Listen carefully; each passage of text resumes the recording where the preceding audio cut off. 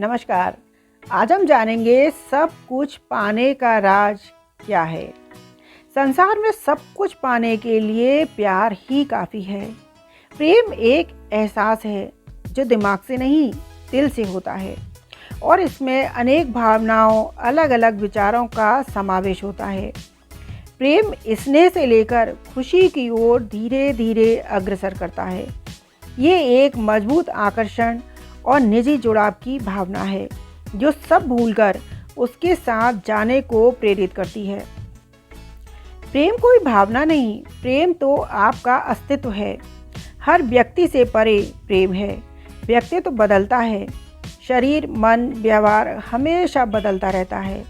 हर व्यक्तित्व से परे अपरिवर्तनशील प्रेम है। वह प्रेम तुम हो। जब स्वयं को खो दोगे तो स्वयं को पालोगे। घटना के पीछे की घटना ज्ञान है, वस्तु के पीछे की वस्तु अनंत है। व्यक्ति से परे व्यक्ति प्रेम है। घटना व्यक्तित्व और वस्तु में फंस जाना माया है। घटना व्यक्तित्व और वस्तु से परे देखना ही प्रेम है। देखने का जरा सा ही फेर है। जो प्रेम आकर्षण से पैदा होता है वह क्षणिक होता है, यानी बहुत जल्दी खत्म हो जाता है, क्योंकि वह अज्ञान और सम्मोहन के कारण होता है। आपका आकर्षण जल्दी ही भंग हो जाता है और आप ऊब जाते हो। प्रेम कम होने लगता है और असुरक्षा और उदासी होने लगती है। जो प्रेम सुविधा से मिलता है उसमें जोश और आनंद नहीं होता है। दिव्य प्रेम सदा बहार होता है। ये सबसे उच्च कोटि का प्रेम है। ये हमेशा नया बना रहता है। जितना इसके निकट जाएंगे उतनी महानता आकर्षण गहरा होगा। इसमें कभी थकान नहीं होती। यह आपको हमेशा उत्साह में रखता है। दिव्य प्रेम आकाश के जैसा है जिसकी कोई सीमा नहीं। दिव्य प्रेम सभी संबंधों से परे है और इसमें सभी संबंध सम्मिलित हैं। प्रेम कोई बंधन नहीं जो बांधा जाए।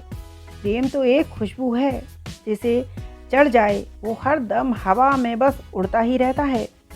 जब दिल में प्यार होता है तो इंसान बहुत हल्का महसूस करता है। उसकी प्राण ऊर्जा ऊपर की ओर उड़ती ही जाती है। प्यार के एहसास से तुम जीवन में जो चाहो पा सकते हो। दिल भरा रहता है। खुशी से एक उमंग रहती है। हमेशा आप अच्छा सोचोगे, अच्छा करोगे, सबका भला करोगे। तुम्हारा भला स्वयं हो जाएगा। सच्चा प्यार करने वाला आपसे कभी कड़वा तो बोल सकता है, परंतु आपका बुरा कभी नहीं कर सकता, क्योंकि उसकी नाराज़गी में भी आपकी भलाई की चिंता और मन में आपके प्रति सच्चा स्नेह होता है। भगवान कहते हैं, ताकत की ज़रूरत तभी होती है जब हमें कुछ बुरा करना हो, वरना दुनिया में सब कुछ पाने के लिए प्रेम ही काफ़ी है। कुछ भी पाने के लिए कोशिश कभी मत छोड़ो। तू कयामत तक धरने पर बैठ एक किस्मत। तू कयामत तक धरने पर बैठ एक किस्मत। मैं कोशिश से कभी इस्तीफा नहीं दूंगा। भगवान एक है। हिंदू धर्म में कई भगवानों की पूजा नहीं होती। हिंदू धर्म में भगवान को कई रूपों में पूजा जाता है। भगवान के कई रूपों की पूजा होती है, कई भगवानों की पूजा नहीं होती। हिंदू धर्म में कहा एको ब्रह्मो द्वितीयो नास्ति, यानी कि परमात्मा एक है। ब्रह्मा विष्णु महेश। ब्रह्म पैदा करना, विष्णु मतलब पालन करना, महेश मतलब नष्ट करना। इसी को बाहर यानी फॉरेन कंट्री के लोगों ने इसे गॉड कहा। गॉड। जी मतलब जनरेटर यानी कि पैदा करना। ओ माने ऑपरेटर यानी कि पालने वाला। डी मतलब डिस्ट्रॉय यानी कि ख़त्म करने वाला। इसलिए दिव्य प्रेम करो, हमेशा खुश रहो, सब तुम्हें स्वयं मिल जाएगा। इससे इंसान हमेशा दूसरों का भला चाहता है। दूसरों को सुखी देखने का भाव रखने वाला कभी दुखी नहीं हो सकता। कई लोग जिद में सब रिश्ते खराब कर लेते हैं। केवल जिद की एक गांठ खुल जाए तो उलझे हुए सब रिश्ते सुलझ जाते हैं। इंसान तब तक सहन करता है जब तक उसकी सहन करने की क्षमता होती है। उसके बाद वो ना तो रिश्तों की परवाह करता है और ना ही अपनों की। जिन्हें महसूस करके मन प्रफुल्लित हो जाए, शरीर ताजगी से भर जाए, बस यही प्रेम है। प्रेम एक ऐसा शब्द है जिससे किसी का भी जीवन अछूता नहीं रहता।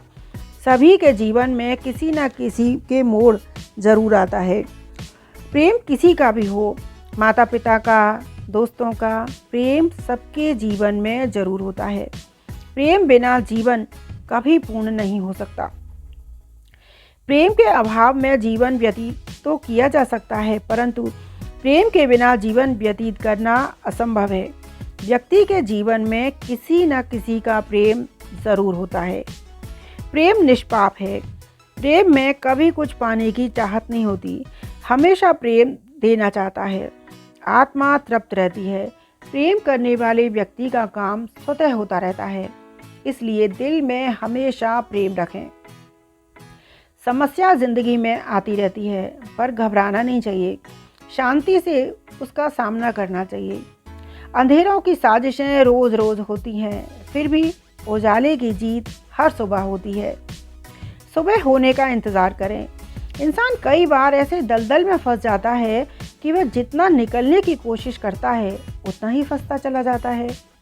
ऐसी स्थिति में इंसान को अशांत ना होकर शांत रहना चाहिए, नहीं तो वह धंसता ही चला जाता है। जितना अशांत होगा उतना ही धंसेगा। अंधेरे की भी एक उम्र होती है, ये हमेशा नहीं रह सकता।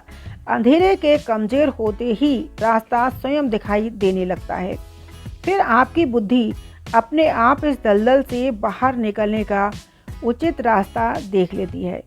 यह अंधेरे सभी के जीवन में आते हैं। हर किसी को इस अंधेरे से गुजरना पड़ता है। बस कोई सह जाता है, कोई रह जाता है।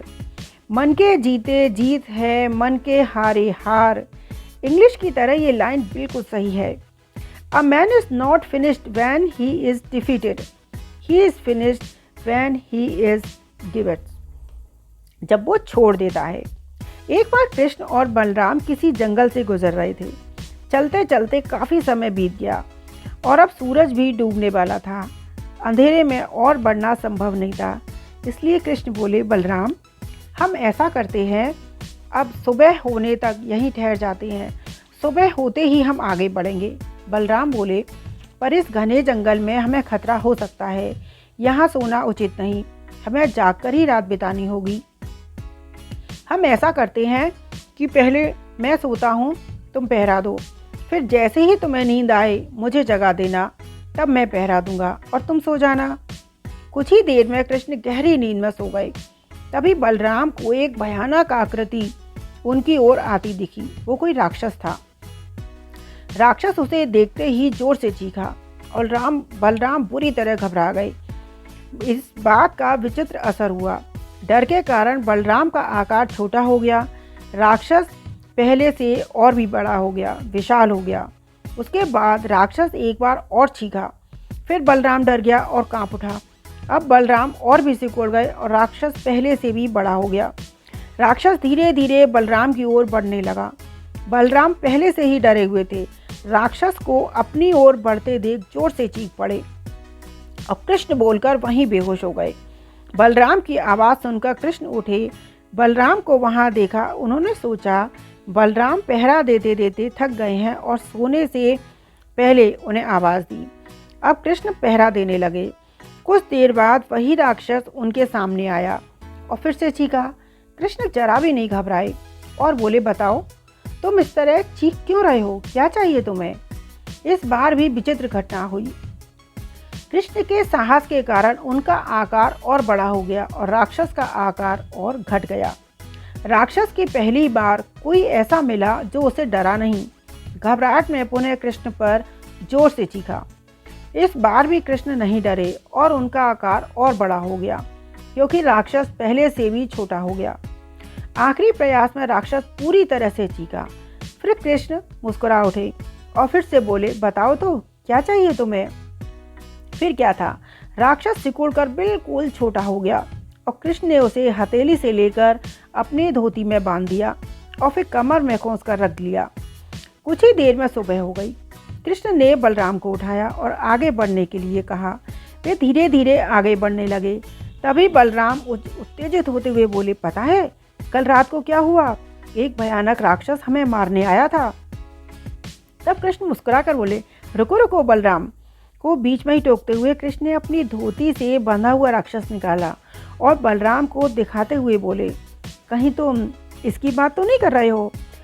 तब बलराम बोले, हाँ यही तो था। कल जब मैंने इसे देखा था ये बहुत बड़ा था, ये इतना छोटा कैसे हो गया?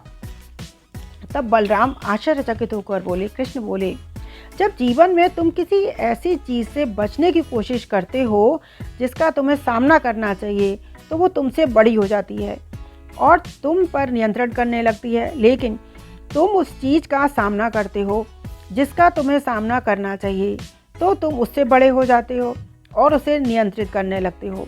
ये राक्षस हमारी ज़िंदगी में रोज़मर्रा के होने वाले संघर्ष हैं, विपरीत स्थितियां हैं, जीवन की समस्याएं ही। अगर हम इन परिस्थितियों को नज़रअंदाज करते रहते हैं या इनसे बचते हैं तो समस्याएं और भी बड़ी हो जाती हैं और फिर ये हमें ही नियंत्रित करने लगती हैं। अगर इनका सामना हम हिम्मत से करते हैं तो यही समस्याएं धीरे धीरे छोटी होती चली जाती हैं और हम उन पर काबू पा लेते हैं। इसलिए जब कभी भी जीवन में कोई समस्या आए तो उसका आत्मविश्वास से सामना करना, फिर देखते देखते समस्या छोटी होती जाएगी और आप आराम से उन पर नियंत्रण कर लेंगे और हमेशा के लिए ख़त्म कर सकेंगे। हमेशा ध्यान रखना चाहिए कि तुम्हारा जीवन कोई नहीं बदल सकता।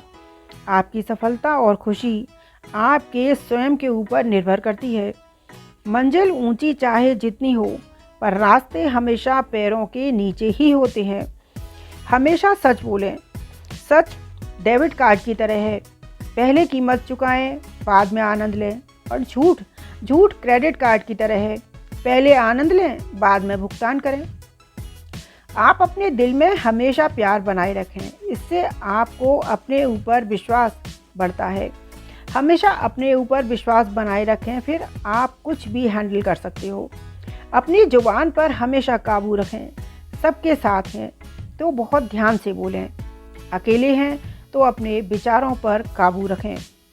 हमेशा खुद पर विश्वास रखो और इसके साथ ऐसा व्यवहार करें कि सबका विश्वास आपके ऊपर बना रहे। विश्वास एक स्टिकर की तरह होता है, दूसरी बार पहले जैसा नहीं चिपकता। आप अपने दिल को प्यार से भरे रखते हो तो ये ख्याल नहीं आता कि मैं कुछ हूँ और तुम कुछ नहीं। इससे इंसानियत बढ़ती है। सम्मान हमेशा समय का होता है, लेकिन इंसान इसको अपना समझ लेता है। इसलिए हमेशा इंसान को प्यार, दिल में सबके लिए प्यार रखना चाहिए। सब कुछ पाने का राज प्यार है। संसार में कुछ भी पाने के लिए प्यार ही काफ़ी है। आज के लिए इतना ही, फिर हम किसी और दिन किसी और विषय पर चर्चा करेंगे। नमस्कार।